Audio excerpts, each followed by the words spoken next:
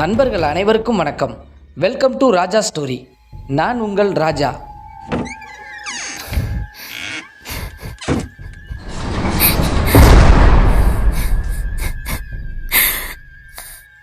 நமது ராஜா ஸ்டோரியில் இன்றைக்கி 173வது எபிசோடாக எங்கே நடந்த ஒரு சம்பவத்தை பற்றி பார்க்க போகிறோம் அப்படின்னு சொல்லி பார்த்தோம்னா, புதுக்கோட்டையிலிருந்து சரியாக ஒரு 40 கிலோமீட்டர் சரௌண்டிங்கில் அமைந்துள்ள ஒரு சின்ன கிராமத்தில் ஒரு பழுதடைந்த ஒரு ஆற்றுப்பாலத்தை வேலை செய்வதற்காக ஒரு 8 நண்பர்கள் வேலைக்கு போன இடத்துல ஒரு 2 நண்பர்களுக்கு ஒரு அதிகாலை நேரத்தில் ரெஸ்ட் ரூம் போன இடத்துல ஒரு புதையல் ஒன்று கண்ணுக்கு தென்பட்டு, அந்த புதையலை எடுக்கும்போது மற்ற நண்பர்களுக்கும் தெரிந்து விட்டால் அந்த புதையலில் பங்கு கொடுக்கணுமே அப்படின்னு சொல்லிட்டு அதை ஒரு புதருக்குள் ஒளிச்சு வச்சுட்டு அன்றைக்கு நள்ளிரவு நேரத்துக்கு அந்த புதையலை மீண்டும் தேடி சென்ற இடத்தில் அவங்களுக்கு நடந்த ஒரு அதிபயங்கரமான ஒரு அமானுஷ்யமான திகில் சம்பவத்தை தாங்க நாம் இன்னைக்கு 173வது எபிசோடாக நமது சேனலில் பார்க்க போகிறோம்.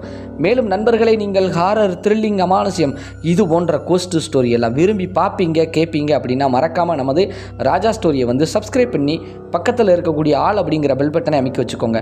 என்ன காரணம் அப்படின்னு சொல்லி பார்த்தோம்னா, தொடர்ச்சியாக தமிழ்நாட்டின் பல்வேறு பகுதிகளில் நடக்கக்கூடிய ஒரு சில அமானுஷ்யமான திகில் சம்பவத்தை தாங்க நமது ராஜா ஸ்டோரியில் பதிவிட்டுட்டு வரோம்.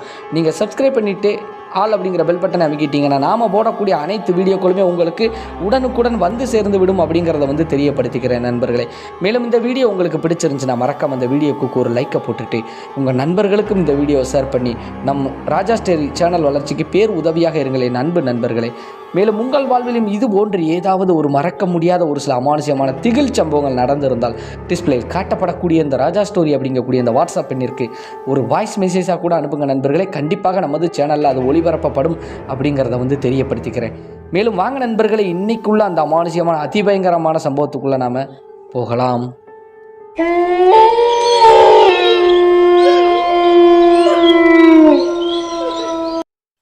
நாம் ஏற்கனவே குறிப்பிட்டு சொன்னது போல இந்த அமானுஷ்யமான திகில் சம்பவம் புதுக்கோட்டை மாவட்டத்திலிருந்து சரியாக ஒரு 40 கிலோமீட்டர் சரௌண்டிங்குள் அமைந்திருக்கக்கூடிய ஒரு சின்ன கிராமத்தில் ஒரு ஆற்று வழி சாலை பாலமானது பழுதடைந்த காரணத்தினால ஒரு ஏஜெண்ட் மூலியமாக மதுரையிலிருந்து கிட்டத்தட்ட ஒரு 8 நண்பர்கள் 2009 அந்த காலகட்டங்களில் அந்த பாலத்தை சரி செய்வதற்காக வேலைக்கு வராங்க.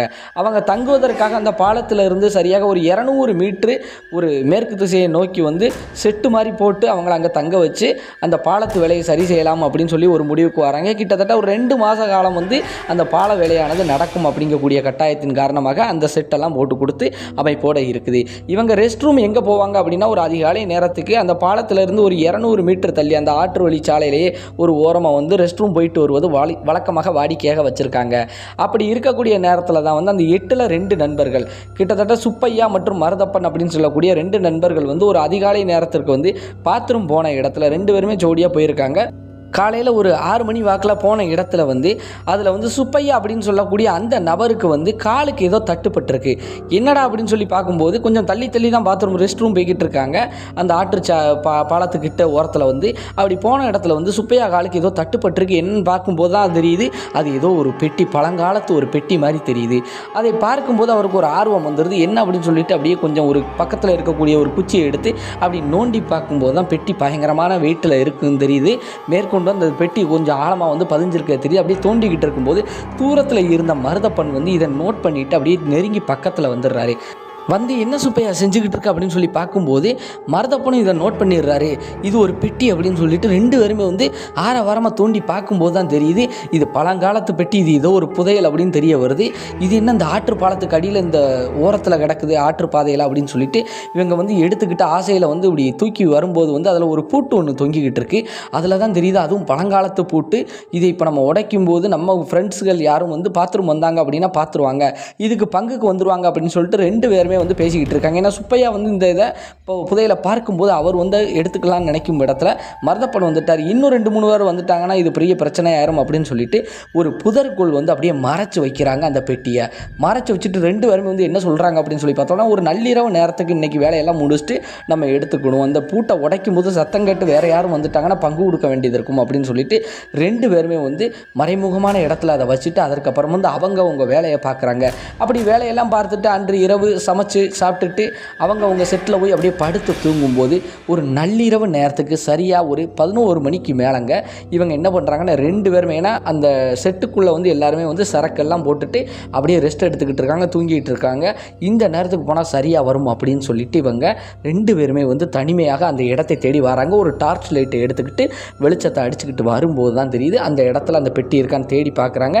அந்த பெட்டி அங்கே இருக்குதுங்க. அந்த பெட்டிக்குள்ளே வந்து என்ன இருக்குங்கக்கூடிய ஒரு ஆர்வத்தில் வந்து 2 பேரும் அந்த பெட்டியை எடுத்துகிட்டு ஒரு மறைமுகமான இன்னொரு இடத்துக்கு போயிட்டு அந்த பெட்டியில் தொங்கக்கூடிய அந்த பூட்டை வந்து மாறி மாறி உடைக்கிறாங்க. உடைக்கிறது யார் அப்படின்னு சொல்லி பார்த்தோன்னா மருதப்பன் தான் உடைச்சிடுறாரு. ஏன்னா ரொம்ப ஆர்வத்தோடு அந்த பெட்டியை உடச்சி அந்த பூட்டை எடுத்து தூர போட்டுட்டு அதுக்கப்புறம் திறந்து பார்க்கும்போது உள்ளே வந்து பழங்காலத்து பட்டுச்சேலைகள் கொஞ்சம் இருந்திருக்குது. அப்படியே ஒரு ஆர்வத்தில் இது என்னடா ரொம்ப டேமேஜ் ஆகிருக்கு அப்படின்னு சொல்லி பார்க்குறாங்க. ஏன்னா ரொம்ப ஆண்டு காலமாக வந்து அந்த ஆற்று பாதையில் வந்து மணலுக்குள்ளே புதஞ்சு இருக்குது அப்படிங்கிறது தெளிவாக தெரியுது. அதற்கப்புறம் அந்த சேரியெல்லாம் எடுத்து போட்டுட்டு உள்ளே பார்க்குறாங்க. உள்ளே வந்து ஒரு சில செயின் மற்றும் வந்து மோதிரம் இது போன்ற ஒரு சில நகைகள் இருக்குது. அந்த நகைகளெல்லாம் எடுத்துகிட்டு சந்தோஷமாக பார்த்துக்கிட்டு கண்டிப்பாக இதை நம்ம 2 பேரும் சரி பண்ணிக்கலாம்டா அப்படின்னு சொல்லிட்டு அப்படியே தேடிக்கிட்டு இருக்கிறாங்க. அப்படி தேடிக்கிட்டு இருக்கும்போது உள்ளே வந்து பலன்னு ஏதோ ஒரு பாத்திரம் வந்து மின்னிக்கிட்டு இருக்குது. அதை எடுத்து பார்க்கும்போது தான் தெரியுது அது வந்து ஒரு குடுவை அப்படின்னு சொல்லிட்டு. அந்த குடுவைக்கு மேலே வந்து செப்புத்தகடு அதுவும் நல்லா மின்னுதுங்க. அந்த செப்புத்தகடு வந்து வலிமையாக வந்து கட்டப்பட்டிருக்குது. என்னடா இது ஒரு செப்புத்தகடோட வந்து ஏதோ ஒரு பாத்திரம் இருக்குது, கண்டிப்பாக இதற்குள்ளே வந்து ஏதோ வந்து ஒரு தங்க பொருளாக தான் இருக்கும், நமக்கு நல்ல புதையல் இன்னைக்கு வேட்டை தான் அப்படின்னு சொல்லிட்டு மருதப்பன் வந்து ஒரு ஆசையில் ஒரு ஆர்வத்தில் வந்து அதை பயங்கரமாக வந்து ஃபோர்ஸ் பண்ணி அந்த செப்புத்தகடை எடுத்து எரிஞ்சிருக்காருங்க. எரிஞ்ச போது வந்து கிளைமேட் அப்படியே செஞ்சாருக்கு. இவங்க வந்த நேரம் ஒரு பனிக்கால நேரம் அப்படிங்கிற மாதிரி தாங்க சொல்லலாம். இப்போ பனிக்காலம் மாறி வந்து ஜில்லுன்னு வந்து அப்படியே கரும்புகை வந்து டப்புன்னு ஒரு சத்தத்தோடு வந்து அந்த பாத்திரத்தில் இருந்து வெளியில் போய் அப்படியே கரும்புகை மேலே சூழ்ந்துருக்குற மாதிரி தெரியுது. 2 பேரும் அண்ணாந்து பார்த்து அப்படியே மிரண்டு போய் ஸ்டன்னாகி நிற்கும் போது தாங்க அப்படியே அந்த கரும்புகை ஒரு குறிப்பிட்ட இடத்துக்கிட்ட போய் மறைஞ்ச மாதிரி இருக்குது. இவங்க 2 பேரும் பார்க்குறாங்க, எதுவுமே தெரியலை, என்னடா இது அப்படின்னு சொல்லிட்டு சரி லைட் அடிப்பா டார்ச் லைட் அடி அப்படின்னு சொல்லிட்டு பாத்திரத்துக்குள்ளே பார்க்கலாம்னு சொல்லிட்டு டார்ச் லைட் அடித்து பார்க்குறாங்க. உள்ளேயும் வந்து கரையேர்னு இருக்குது அந்த பாத்திரத்துக்குள்ளே. உள்ளே எந்த ஒரு பொருளும் இல்லை, ஒரு ஏமாற்றம் தான் மிச்சம். ஆனால் இருந்தாலும் சரி கிடைச்ச பொருள் வரைக்கும் போதும், இதை எடுத்துகிட்டு போய் நம்ம அந்த செட்டுக்குள்ளே போய் யாருக்கும் தெரியாமல் பங்கு விரித்து வச்சுக்கிடுவோம், இதை சீக்கிரம் நம்ம வீடு கொண்டு போய் சேர்த்துடணும் அப்படின்னு சொல்லிட்டு ஒரு ஆர்வத்தில் வந்து கிளம்பலாம்னு 2 எட்டு தான் எடுத்து வைக்கிறாங்க. அப்படி எடுத்து வைக்கும்போது வந்து ஒரு கோரமான ஒரு சத்தம், சிரிப்பு சத்தம் பயங்கரமாக கேட்குது. இவங்க சுற்றி முற்றி பார்க்குறாங்க. ஏன்னா இது வினோதமான ஒரு சத்தமாக இருக்குது. ஒரு வயோதிகமான ஒரு பெண்மணி அழுதுகிட்டே சிரிச்சா எப்படி இருக்கும் அது போல் வந்து ஆக்ரோஷமாக ஒரு வித்தியாசமாக இருக்குது. இதை வந்து இவங்க 2 பேருமே வந்து பதட்டத்தோட பதறிக்கிட்டே வந்து சுற்றி முற்றி பார்க்குறாங்க. ஏன்னா 2 பேருக்கும் ஒரு சம்பவம் நடந்துருச்சு. அந்த பாத்திரத்தை திறக்கும்போது அந்த செப்புத்தகடை எரிஞ்ச உடனேமே வந்து டப்புன்னு ஏதோ ஒரு வெடி ஓட்ட மாதிரி சத்தத்தோட மேலே தலைக்கு மேலே வந்து வானத்தோடு சேர்ந்து ஏதோ ஒரு கரும்புகையை சூழ்ந்தது இல்லையா, அதெல்லாம் நினைக்கும் போதே பதட்டம் வந்துருச்சு. இதில் வந்து இந்த ஒரு சத்தத்தையும் கேட்கும்போது வந்து 2 பேரும் மிரண்டுட்டு இந்த இடத்த விட்டு ஓடுனா போதுண்டா சாமின்னு சொல்லிட்டு வாடா அப்படின்னு சொல்லிட்டு 2 பேரும் டார்ச் லைட் அடித்து ஒருத்தர் பின்னாடி ஒருத்தர் வந்து எப்படியோ போய் அந்த பாலத்தெல்லாம் கடந்து அவங்க தங்கியிருக்கக்கூடிய அந்த செட்டுக்கு வந்து போயிட்டாங்க. அப்படி பதட்டத்தில் போய் ஓடி நிற்கும்போது வந்து அங்கே தூங்கிக்கிட்டு இருக்கக்கூடிய ஒரு நபர் வந்து சத்தம் கேட்டு எந்திரிச்சு பார்க்குறாங்க. எங்கடா போயிட்டு வர 2 பேரும் அப்படின்னு சொல்லி கேட்குறாங்க.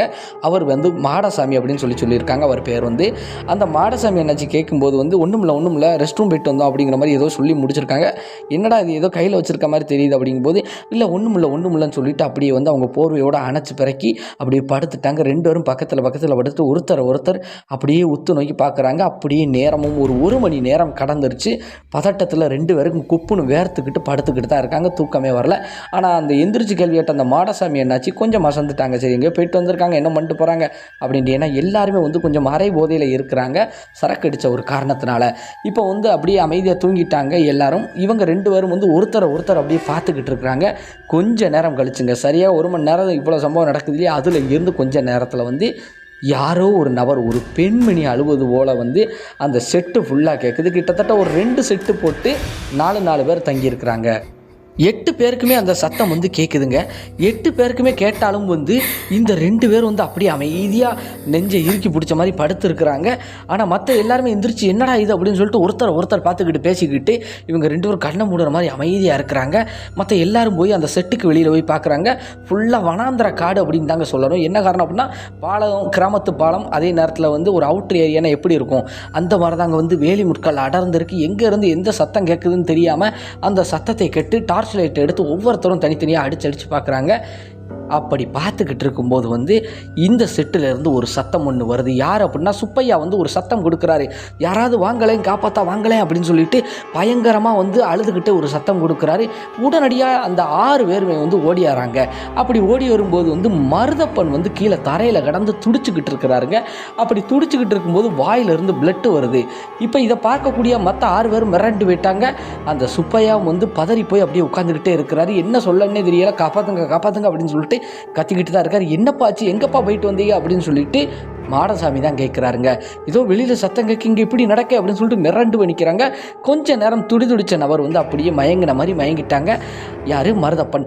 எல்லாருமே பதறி போய்கிட்டு என்னாச்சோ என்னாச்சோ அப்படின்னு சொல்லிட்டு வந்து அதற்கப்புறம் ஒருத்தர் பேசிக்கிட்டு அந்த கூட்டத்தில் ஒரு நபர்கிட்ட வந்து ஃபோன் இருக்குதுங்க. அந்த பட்டன் ஃபோனு அந்த காலகட்டத்திலே வந்து 2009 காலகட்டங்களில் வந்து தகவல் கொடுப்பதற்காக வந்து ஒரு ஃபோன் வந்து அவங்க கையில் ஒருத்தர் கையில் இருக்குது. அந்த ஃபோனை எடுத்து அந்த மேஸ்திரிக்கு கால் பண்ணி, மேஸ்திரி வந்து அந்த பகுதியில் தான் வந்து எங்கேயோ தங்கியிருக்கிறாருங்க. உடனடியாக அந்த தகவலை கொடுத்தோடனே அவரும் வந்து பதறி அடித்து வந்து பார்க்குறாங்க. அங்கே இருந்து சரியாக ஒரு 20 கிலோமீட்டர் தொலைவுக்கு தாங்க போனால் தான் வந்து புதுக்கோட்டை மருத்துவமனைக்கு போக வேண்டிய ஒரு கட்டாயம் இருக்குது. அதாவது ஒரு பர்டிகுலர் ஏரியாவில் இருக்கக்கூடிய ஒரு மருத்துவமனைக்கு. அந்த ஒரு காரணத்தினால வந்து எடுத்துகிட்டு போகும்போது இவங்க எல்லாருக்குமே தெரிஞ்சுக்கிடுச்சு பேச்சு மூச்சு அடக்கம் இல்லாமல் இருக்குது அப்படின்னு சொல்லிட்டு அங்கே போன இடத்துல அவங்களும் சரியாக சொல்லிட்டாங்க இறந்து போயிட்டார் அப்படின்ட்டு. என்ன காரணத்தினால இறந்து போனார் அப்படின்னு சொல்லிட்டு எல்லாருக்குமே ஒரு அதிர்ச்சி ஆயிடுச்சு. சுப்பையாவிடம் கேட்கும்போது அவரால் வந்து பேசவே முடியலைங்க. காரணம் என்னன்னா அவருக்கு என்ன நடந்தது அப்படிங்கிறது தொடர்ச்சியாக பாருங்கள், உங்களுக்கே தெரியும். அவரால் வந்து வாய் பேசவே முடியலை, அழுகிறாரு, ஏதோ செய்கை காட்டுறாரு. என்ன நடந்துச்சு அப்படின்னு கேட்கும்போது யாராலையும் பதில் சொல்ல முடியலை, அந்த சுப்பையாவாலையும் பதில் சொல்ல முடியலை. ஒரு கட்டத்துக்கு மேலே இது வந்து ஒரு வழக்காக மாறி அந்த இடத்துல வந்து போலீஸ்காரங்க எல்லாருமே வந்து என்ன ஏதுன்னு சொல்லி பார்க்கும்போது வந்து சுப்பையாவை தான் எல்லாரும் கை காட்டுறாங்க. 2 பேரும் வந்து படுத்திருக்காங்க, மாடசாமி பார்த்துருக்காப்புல அப்படின்னு சொல்லி கேட்கும்போது அந்த காவல்துறையினர் வந்து சுப்பையாவிடம் கேட்கும்போது சுப்பையாவால் பேச முடியலை. அதற்கப்புறம் வந்து எல்லாரும் புரிஞ்சுக்கிட்டாங்க. மருத்துவ ரிப்போர்ட்லாம் வரும்போது வந்து ஒரு இதய வெடிப்பு, அதாவது வந்து ஹார்ட் அட்டாக் மாதிரி தான் இறந்துருக்காரு. வாயில் எப்படியோ பிளட்டு தள்ளி தான் இறந்து போயிருக்காரு. இது வந்து எதையோ கண்டு பயந்த மாதிரி தான் இருக்குது அப்படிங்கிற மாதிரி சொல்லி முடிச்சிருக்காங்க. அந்த கேஸை வந்து விசாரிக்கும் போது சுப்பையாவால் எதுவுமே பேச முடியல. குறிப்பிட்டு சொல்லணும்னா சுப்பையாவுக்கு வந்து படிப்பறிவும் கிடையாத ஒரு காரணத்தினால அவருக்கு எழுத படிக்க தெரியாது. அதனால் என்ன நடந்துச்சு எழுதி கூட காட்ட முடியல. ஏதோ வந்து சிக்னல் தான் கொடுக்குறாரு, ஆனால் அது யாருக்குமே புரியவே இல்லை. அதற்கப்புறம் வந்து இது என்ன ஏதோன்னு சொல்லிட்டு குடும்பத்தினவர்களுக்கெல்லாம் தகவல் கொடுக்கப்பட்டு மருதப்பனுடைய பாடியெல்லாம் வீட்டுக்கு அனுப்பி விட்டுருக்காங்க. சுப்பையா வந்து வீட்டுக்கு வந்துருங்க அப்படின்னு சொல்லிட்டாங்க. மற்ற எல்லாருமே 2 நாள் வேலை பார்த்துருக்காங்க. அந்த 2 நாள் வேலை பார்த்தாலுமே நிம்மதியாக வேலை பார்க்கல. ஒரு இறப்பு ஒன்றுங்க நடந்துருச்சுன்னு சொல்லி சொந்த ஊருக்காரங்க வேறையா அப்படின்னு சொல்லிட்டு, ஏன்னா பக்கத்தில் இருக்கக்கூடிய நபர்கள் எல்லாருக்கும் மதுரை சரௌண்டிங் தான். இதில் வந்து சுப்பையாவுக்கும் மருதப்பனுக்கும் தான் ஒரே கிராமம், மற்ற எல்லாருக்கும் கொஞ்சம் பக்கத்து கிராமம். ஆனால் இருந்தாலும் வந்து மன நிம்மதி இல்லாமல் எல்லாருமே நாங்கள் கிளம்புறோம் அப்படின்ட்டாங்க. என்ன காரணம்னா அங்கே வந்து அந்த நள்ளிரவு நேரத்துக்கு வந்து எல்லாருக்குமே வந்து ஒரு அழுகுரல் சத்தம் மறுபடி கேட்குது. ஒரு இறப்பு வேற அங்கே நடந்துருச்சுன்னு சொல்லி பதட்டத்தில் கிளம்புறாங்க. அதற்கப்புறம் வந்து புதுக்கோட்டை மாவட்டத்தில் இருக்கக்கூடிய ஒரு சில நபர்களையே, பால வேலைகளில் ஈடுபடக்கூடிய ஒரு சில நபர்களையே வந்து எப்படியும் வந்து அந்த மேனேஜ்மெண்ட் வேலைக்கு வைக்கிது. ஆனால் எப்போ வைக்கிது அப்படின்னு சொல்லி பார்த்தோம்னா இந்த ப்ராஜெக்ட் ஒர்க்கு நடந்துக்கிட்டு இருக்கும்போது ஒரு இறப்பு நடந்த காரணத்தினால கிட்டத்தட்ட ஒரு மாதம் அந்த வேலையை அப்படியே போட்டுட்டு மறுபடி வந்து இது வந்து ஒரு இயற்கை ரீதியான இறப்பு, ஒரு ஹார்ட் அட்டாக் அப்படின்னு முடிக்கும்போது தான் அந்த மறுபடி வந்து புதுக்கோட்டையிலேருந்து வேலைக்கு ஆள் எடுக்கிறாங்க. அவங்க வேலை பார்க்குறாங்க. அப்படி அவங்களும் ஒரு 10 பேர் வரைக்கும் வேலை பார்க்கும் போதும் கூட வந்து ஒரு 2 நாள் நல்லா பார்த்துக்கிட்டு இருந்த இடத்துல வந்து மறுபடி வந்து ஏதோ ஒரு பெண்மணி வந்து சுற்றி அழுதுகிட்டு வருவது போல இருக்குது. வெளியில் வந்து பார்க்கும்போது யாருமே இருப்பதில்லை. இதை பார்க்கும்போது அவங்களும் மிரண்டு போயிட்டாங்க. ஆனால் இருந்தாலும் வந்து அந்த ப்ராஜெக்டை முடிச்சு கொடுக்கணும்னு சொல்லிட்டு அந்த மேனேஜ்மெண்ட் போராடக்கூடிய காரணத்தினால அந்த மேஸ்திரியின் உதவியோடு எப்படியோ வந்து கூட 2-3 பேர் இருந்து ஒரு வழியாக வந்து அந்த வேலையெல்லாம் முடிச்சுட்டாங்க. அந்த கிராமத்தின் பால வேலை வந்து நல்லபடியாக முடிஞ்சாலும் வந்து இந்த சம்பவத்தில் பாதிக்கப்பட்ட மருதப்பன் இப்போ உயிரோடு இல்லாட்டியும் கூட வந்து சுப்பையாவில் வந்து வாய் பேச முடியாத அளவுக்கு வந்துட்டார். அவர் நல்லா இருந்தாலும் அவரால் வந்து பேச முடியாத காரணத்தினால அந்த கிராமத்திற்கு வந்து சரியாக ஒரு 10-15 நாளாக வந்து என்னதான் மருத்துவமனைக்கு போயிருந்தாலும் ஒரு சில கோயில் குளங்களுக்கு போயிருந்தாலும் இவருக்கு என்ன நடந்துச்சு என்ன ஏது அப்படிங்கிறது வந்து யாருக்குமே தெரியாத ஒரு மர்மமாக இருக்குது. அந்த சுப்பையா வந்து எதுவுமே சொல்ல முடியாத ஒரு இடத்துல இருக்கிறாரு. மருதப்பன் எப்படி இறந்தார் அப்படிங்கிறது வந்து சுப்பையாவுக்கு மட்டும்தான் தெரியும். ரொம்ப ஆழ்ந்து போய் ரொம்ப வருத்தத்தில் இருக்கக்கூடிய அந்த சுப்பையாவுக்கு வந்து என்ன செய்யணும்னு தெரியாமல் வந்து அவங்க கிராமத்தில் இருக்கக்கூடிய ஒரு அம்மன் கோயிலுக்கு போய் அப்படியே உட்காந்துக்கிட்டு இருக்கும்போது ஒரு வயோதிக ஒரு பெரியவர் வந்திருக்கிறாருங்க. அந்த இடத்துக்கு வந்து நின்று கொஞ்சம் தள்ளி நின்று பார்த்து சிரிச்சுக்கிட்டு அப்படியே போயிருக்கிறாரு. இதை பார்த்து கொண்டிருந்த சுப்பையாவுக்கு வந்து ஒரு நம்பிக்கை ஒன்று வந்துருச்சு. இந்த பெரியவர் வந்து பார்ப்பதற்கு ஒரு ஆன்மீகவாதி மாதிரி இருக்கார், ஒரு சித்தர் போன்ற அமைப்பில் இருக்கார், இவர்கிட்ட போனோம்னா நமக்கு வந்து சரியாக வரும் அப்படின்னு சொல்லிட்டு அவர் வந்து அந்த சித்தர் பின்னாடி அப்படியே போகிறாரு. அந்த பெரியவர் பின்னாடி அவர் ஒரு குறிப்பிட்ட இடத்துல போய் நின்று அப்படியே உட்காந்துக்கிட்டு, என்னப்பா என் பின்னாடியே வர அப்படின்னு சொல்லி கேட்கும்போது இவரால் வந்து எதுவும் பேச முடியலை. ஆனால் இருந்தாலும் சிக்னல் ஏதோ கொடுக்குறத பார்த்துட்டு அவர் வந்து, நான் ஒன்று சொல்கிறேன், நீ கேட்குறியா? நீ ஒரு புதையலை தேடி போய் நீ இப்படி பாதிக்கப்பட்டிருக்க, நான் சொல்கிற மாதிரி நீ செஞ்சேன்னா உனக்கு வந்து கண்டிப்பாக வந்து குரல் எழும்பும், நீ பழைய மாதிரி வந்துருவப்பா, நீ பெரிய ஆபத்தில் இருந்து தப்பிச்சு வந்திருக்கன்னு சொல்லும்போது வந்து அந்த பக்கத்தில் இருந்து கேட்ட அவங்க சொந்த பந்தங்கள் ஒரு சிலவர்கள் வந்து, அப்போ கண்டிப்பாக வந்து சுப்பையா மறுபடி பேசிடுவாரா அப்படின்னு சொல்லிட்டு அந்த பெரியவர்கிட்ட கேட்கும்போது, ஆமாப்பா ஒரு சிவன் தலம் ஒன்று இருக்குது, அங்கே போய் ஒரு மண்டலம் இவர் வந்து அங்கே இருந்து பணிவிடை செஞ்சு எல்லாம் சரி பண்ணால் பாவம் நிவர்த்தி ஆகும், இவர் ஒரு பாவத்தில் தான் சிக்கியிருக்காருப்பா, ஒரு கெட்ட ஒரு ஆன்மா, ஒரு பிரேத ஆன்மாவிடம் சிக்கியிருக்க போய் தான் இந்த ஒரு காரணத்தினால தான் இவர் வந்து குரல் எழும்பாமல் இருக்கிறார், இதை செஞ்சால் சரியாகும் அப்படிங்கக்கூடிய காரணத்தினால அந்த குடும்பத்தின் அவர்கள் எல்லாருமே ஒரு முடிவு கொண்டாங்க. சரி 48 நாள் ஒரு மண்டலம் அங்கே இருக்கட்டும்,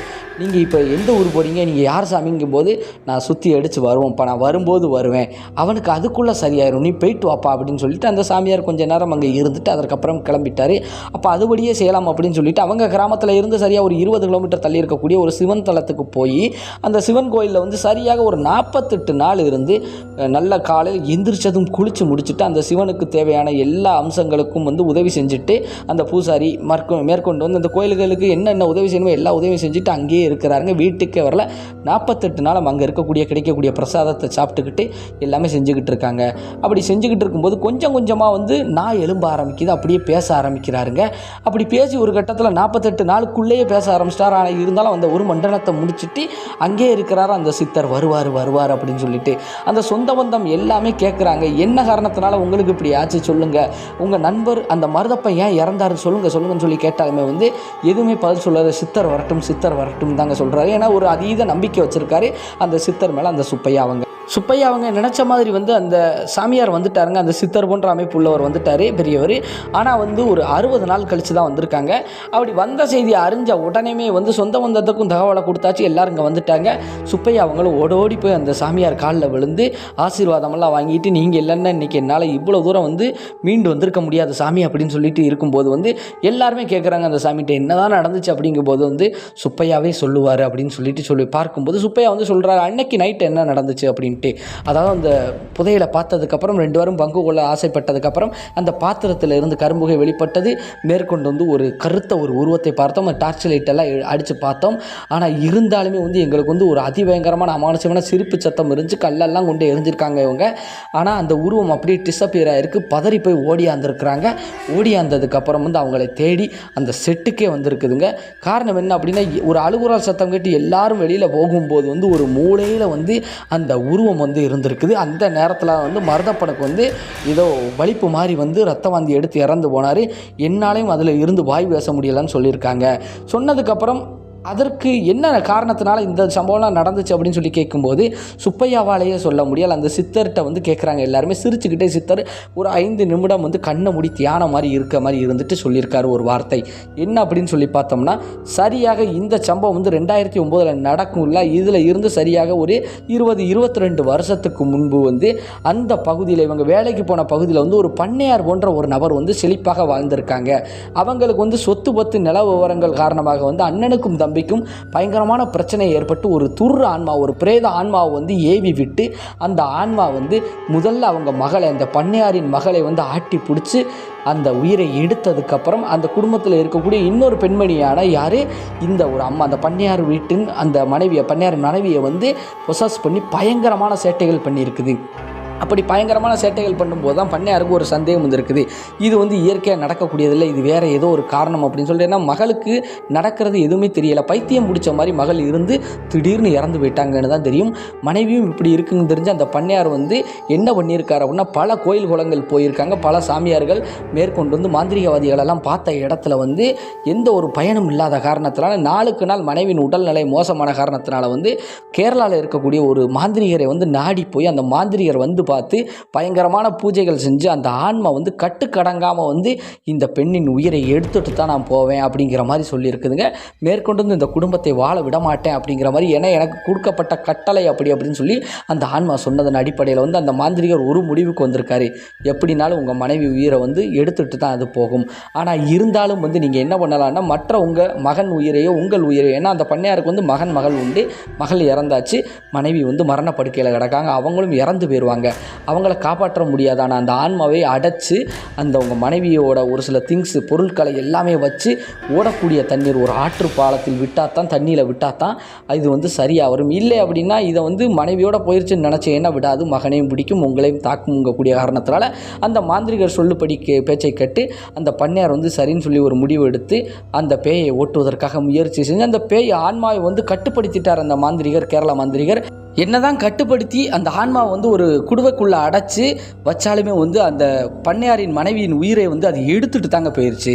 ஆனால் இருந்தாலும் வந்து இதோட போயிடட்டும் அப்படின்னு சொல்லிட்டு அந்த பண்ணையாரின் மனைவியோட ஒரு சில பொருட்கள், சேரி மற்றும் அவங்க தாலி, அவங்களுடைய நகநட்டுகள், அவங்க போட்டிருக்கக்கூடிய அந்த நகநட்டுகளோட அந்த பொருட்களோட வந்து ஒரு இரும்பு பெட்டிக்குள்ளே வந்து அந்த ஆன்மா அடங்கி அந்த அடைக்கப்பட்ட அந்த குடுவையும் சேர்த்து உள்ளே வச்சு அந்த பெட்டியை மூடி பண்ணையாரின் கையோடையே வந்து அவங்க பகுதியில் இருக்கக்கூடிய ஆற்றில் வந்து அப்படியே விட்டுட்டாங்க. நீரில் அடித்து எப்படியோ வந்து இப்போ அந்த வேலை பார்த்துக்கிட்டு இருக்காங்க இல்லையா பாலம், அந்த பகுதியில் வந்து அந்த பெட்டி வந்து தங்கிருச்சு. ரொம்ப காலமாக வந்து அந்த பெட்டி மண்ணுக்குள்ளே புதஞ்சிருந்த காலத்தினால யாருக்குமே அது தெரியவே இல்லை. அந்த ஆன்மா வந்து அப்படியே அடப்பட்டு இருந்திருக்குது. ஒரு கட்டத்துக்கு மேலே நம்ம சுப்பையா அவங்களும் சரி, மருதப்பனும் சரி, ரெஸ்ட் ரூம் போன இடத்துல அந்த பெட்டியை எடுத்து வெளியில் விட்டுட்டாங்க அந்த ஆன்மாவை. அதனுடைய விளைவு தான் இவ்வளவும். மருதப்பன் அவருடைய உயிர் போனது. மேற்கொண்டு வந்து நான் எழும்ப முடியாமல் வாய் பேச முடியாமல் இருந்த காரணம் என்னென்னா, நீங்கள் ஏதாவது பேசி தெரிஞ்சு மறுபடியும் அந்த ஆன்மா வந்து அந்த பெட்டிக்குள்ளே அடவிடுறதுக்கு அது விரும்பாத காரணத்தினால தான் இவ்வளோ சமாச்சாரமும் செஞ்சுருக்கு அப்படின்னு சொல்லி முடிச்சிருக்காங்க.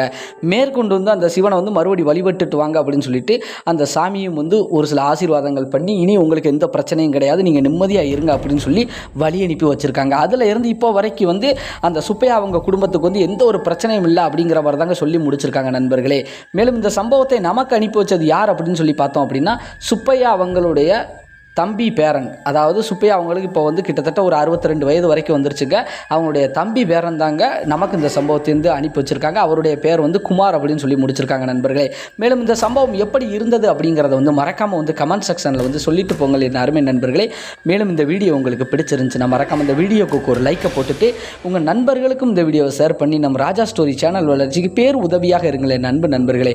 இப்போ வரை நீங்கள் நமது சேனலை வந்து சப்ஸ்கிரைப் பண்ணாமல் தான் பார்க்குறீங்க அப்படின்னா மறக்காமல் சப்ஸ்கிரைப் பண்ணிவிட்டு பக்கத்தில் இருக்கக்கூடிய ஆல் அப்படிங்கிற பெல் பட்டனை அமைக்கோங்க. அப்போ தான் நாம் ஓடக்கூடிய அனைத்து வீடியோக்களுமே உங்களுக்கு உடனுக்குடன் வந்து சேர்ந்து விடும் அப்படிங்கிறத வந்து தெரியப்படுத்திக்கிறேன்.